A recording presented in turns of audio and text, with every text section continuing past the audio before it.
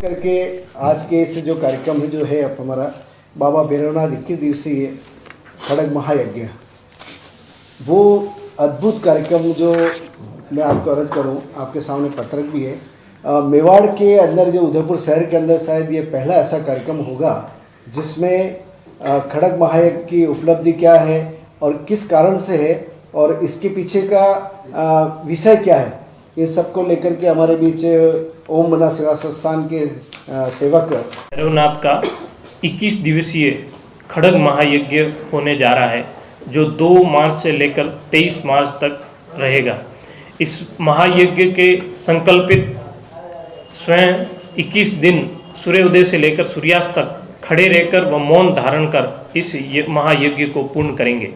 इस महायज्ञ का प्रारंभ 2 मार्च सूर्योदय के साथ हवन वेदी पूजन पाठ अग्नि देव का जाप के साथ प्रारंभ हो जाएगा और 2 मार्च शाम को मंदिर पर भजन संध्या रहेगी।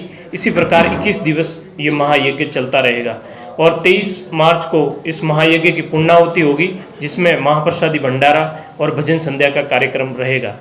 शहरवासियों से निवेदन है कि आप इस महायज्ञ में हर दिन 9 बजे से लेकर सूर्यास्त तक पधार कर इसमें आहुतियाँ दें, जो कुल 3,51,000 आहुतियाँ रहेगी। इस महायज्ञ का बहुत महत्व है। शारीरिक पीड़ा, मानसिक तनाव आदि दूर करने के लिए इस महायज्ञ में आहुतियाँ दी जाती है और पितृ दोष निवारण के लिए भी इस महायज्ञ की मान्यता है।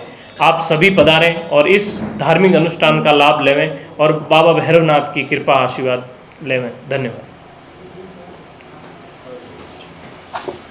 और इसकी क्या पौराणिक और वैदिक महत्व है इस बात का, तो कार्यक्रम के संदर्भ में तो हमारे जो तपस्वी हैं आरपी बना, ये इस पे अपनी बात रखेंगे, लेकिन मूल रूप से हमारा जो ये खड़ग का जो खड़ग शब्द अपने आप में इसलिए महत्वपूर्ण है कि मेवाड़ में जो परंपरा है, मेवाड़ की जो हमारी परंपरा है राज्याभिषेक के बाद, तो उसमें सबसे महत्वपूर्ण है महाराणा हमीर की खड़ग। उसको वो जो नया महाराणा बनता है उसको वो हाथ में दी जाती है और वो उसको स्वीकार करता है। अब ये खड़ग की परंपरा जो इसका जो वैदिक इतिहास है, आज मैं पहली बार आपके बीच रखने जा रहा हूँ कि जब हमारे दक्ष प्रजापति के 60 कन्याएं जब हुई थी, तो उसके बाद सारी सृष्टि का निर्माण हुआ और अपने उन्होंने देव, ऋषि, गंधर्व, अप्सराएं, हिरण्याक्ष और हिरण्यकश्यपु और ऐसे कई दैत्यों ने जन्म लिया।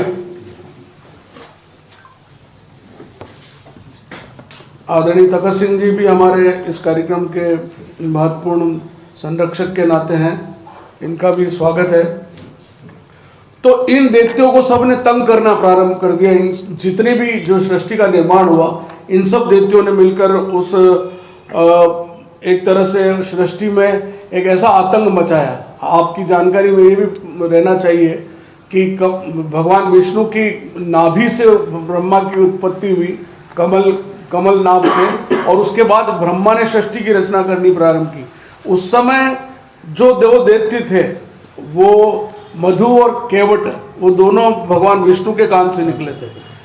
तो वो इन सारी सृष्टि की रचना के बीच में जब दैत्यों के आतंक, तो इसका क्या अंत किया जाए, तब ब्रह्मा ने सबसे पहले उस खड़ग की रचना की। यदि संसार में सबसे पहला यदि कोई शस्त्र बना, वो खड़ग था। इसलिए ये खड़ग का पूजन है महत्वपूर्ण, और ये खड़ग यज्ञ है। और भैरव, चूंकि भैरव जो है रक्षक के रूप में माने जाते हैं, और हम सब के जानकारी में कि माता जी के मंदिर के बाहर भी भैरव होते हैं। भगवान महाकाल के जो जिसे कहते हैं हम दंड नायक, वो भी काल भैरव हैं, और काल भैरव मूलतः भगवान महाकाल के अवतार हैं। तो रुद्र अवतारों में से भले हम उनको नहीं गिनते, लेकिन भैरव है महाकाल के अवतार। तो ये खड़ग उसी दृष्टि से महत्वपूर्ण है, और वो एक इतनी दिव्य खड़ग थी ब्रह्मा जी ने जो प्रदान की कि इन्हीं से दैत्यों का नाश होगा।